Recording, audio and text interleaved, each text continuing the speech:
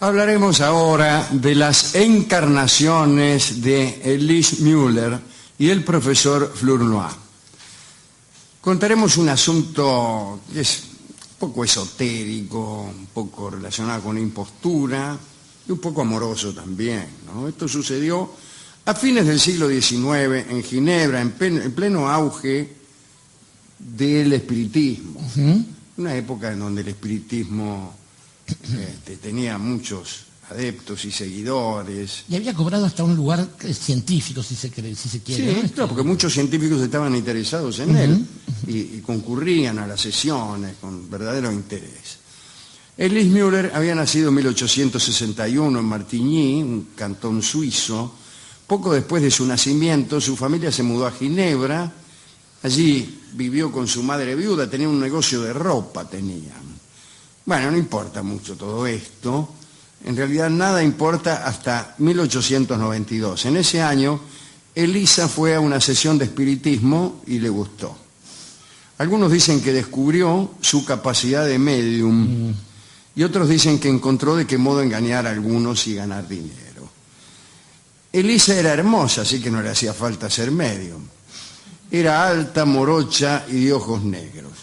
El cronista anota que nada recordaba en ella el aspecto demacrado o trágico que se solía atribuir a las adivinas o a quienes traficaban con los espíritus. Es verdad, suele creerse que las personas que se relacionan con los muertos se les parecen. Se les parecen porque vas a hacer un gran desgaste en cada sesión y esto las va demacrando y consumiendo. Sí, el caso es que esta era una morocha alta, saludable y me la imagino pechugona. La conozco. Bien. La cuestión fue que empezó con reuniones espiritistas humildes en las que las demostraciones se reducían a mesas giratorias, floreros volantes y ramilletes semovientes.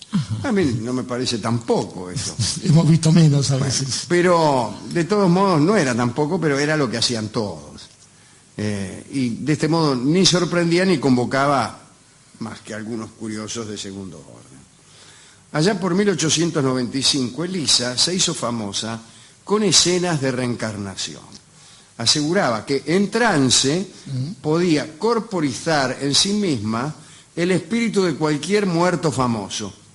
Y entonces ahí empezaron a visitarla más interesados. Entre ellos estaba un profesor de la Facultad de Ciencias de la Universidad de Ginebra, Thomas Flournoy. Era un hombre escéptico que en verdad solo quería encontrar alguna experiencia para sumar a su tesis de no creyente.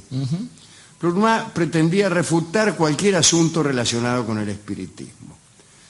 Bueno, parece que cuando entraba en trance, las representaciones que Elisa hacía, por ejemplo, de María Antonieta, eran impactantes y seducían a muchos. Los más entusiastas aseguraban que Elisa conseguía los más delicados matices de expresión, de encantadora cortesía, de altiva condescendencia o de abrumador desprecio que sucedían alternativamente ante el desfile de cortesanos versallescos que poblaban sus sueños. Bueno, eso no era demostrar mucho, puesto que lo podía hacer cualquier buen actor. Sí. Hasta que Elisa, portatrice del espíritu de la reina, escribió. Y su letra, cotejada por visitantes eruditos, era la misma que la de María Antonieta. Las damas que visitaban su sesión estaban maravilladas con el manejo del pañuelo real y de otros accesorios ficticios. También quedaban pasmadas ante la desenvoltura con la que a cada vuelta que daba echaba atrás la imaginaria cola de su vestido.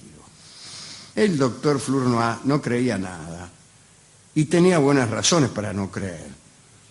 Parece que en su encarnación de María Antonieta, a Elisa se le ocurría a veces dirigirse a algunos de los asistentes como a personajes concretos de su corte. Flournoy, que era un erudito, la hacía incurrir en anacronismos inadmisibles. Las construcciones discursivas de Elisa y su supuesta encarnación eran nobles, pero pertenecientes a otros tiempos y no al siglo XVIII.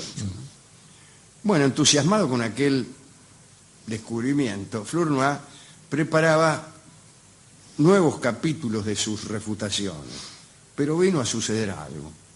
Elisa supo que las investigaciones de Flournoy iban a destruirla.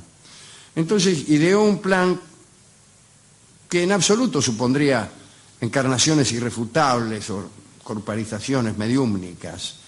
Elisa decidió seducir a Flournoy del modo más contundente y que es este.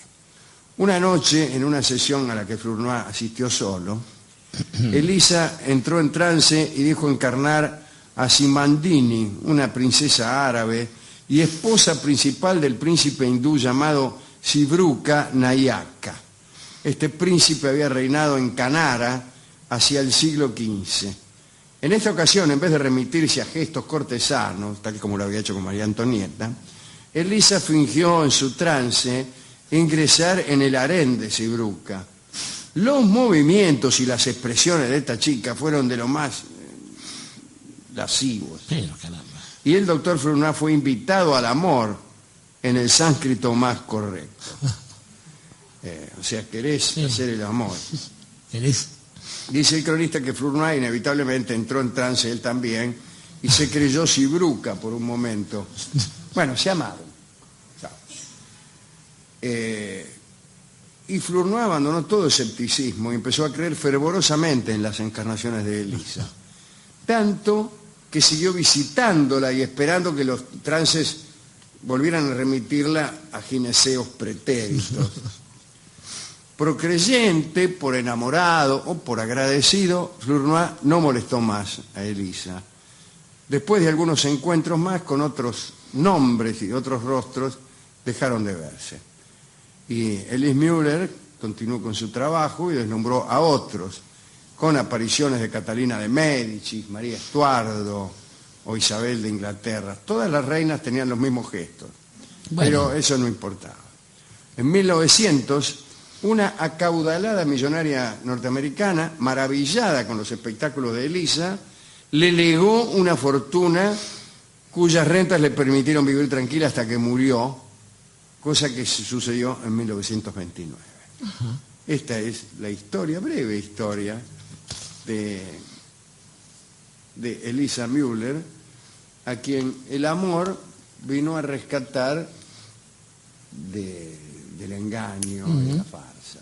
Es curioso, porque estaba pensando que algunas elecciones de esta muchacha eran ciertamente audaces. Por ejemplo, convocar a Marie Antoinette, a la reina de Francia, requería, por lo menos para algún observador racional y pesado, este asunto de la ausencia de cabeza, por ejemplo, ¿no? Claro. Alguna cosa por el estilo. Claro, pero la convocaba antes de la decapitación. Antes de la decapitación. Lo cual es raro, porque raro.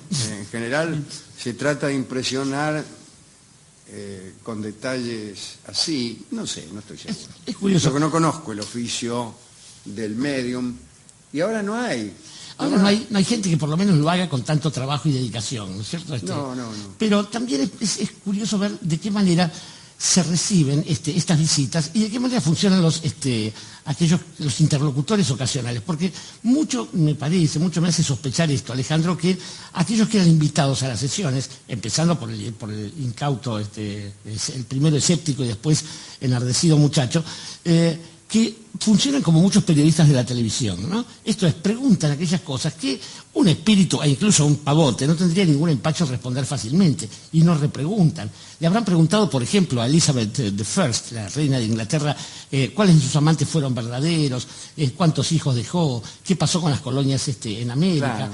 Digo, qué pasó con aquellas alianzas con Felipe y compañía. Siempre había esa pobreza de interrogatorio. Porque fijémonos que muertos famosos. Que si lo único que basta, finalmente todas las reinas se parecen, desde la reina de la cebada cervecera a la reina de Holanda, digo, en hacer gestos con la capa, saludar con la mano más o menos así. Sin embargo, calculo que no siempre habrá sido así. Víctor Hugo era medium. Claro, bueno, será Arthur Conan Doyle. Entonces me imagino yo que los personajes serían muy consistentes. Muy consistentes. Yo prefiero 1000 veces a un medium como Víctor Hugo, como Sir Arthur Conan Doyle, gente estudiosa, a un tipo como, no voy a nombrar ningún actor amigo, no será problema, que haya estudiado poco.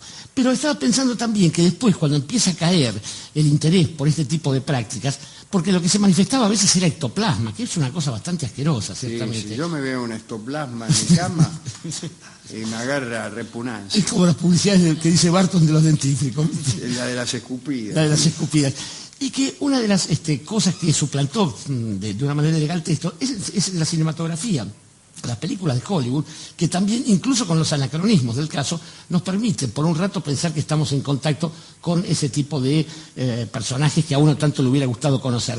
Pero mucho antes que eso, hay otro tipo de práctica, otro tipo de embeleco, otro tipo de encantamiento que nos remite a eso, y es nada menos que el amor, allí donde uno efectivamente está hablando con una especie de aparición tan real como pueden ser las cosas, las fantasías que tenemos nosotros en la cabeza, y que después, con el tiempo, quizás malhadadamente o quizás afortunadamente, se prolongan o desaparecen. Y creo que todo esto nos lleva a algo que también nos ha dicho el amigo Borges de la parte de Palermo, y es pensar que, sea cual sea el carácter racional o no, esos minutos que uno comparte en relación con ese tipo de presencias nos convocan inmediatamente para hacer un elogio de la sombra.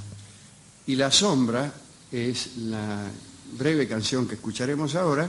Es un número de Lo que me costó el amor de Laura en la versión de Julia Senco, a la que acompaño yo brevemente. Y la voz de Sandro también dice por allí, ¿no? ¿Cómo? Está la voz. No, la voz de Sandro aparece luego. Inmediatamente después, pero no forma No lo convocamos hoy entonces en invocación. La sombra entonces.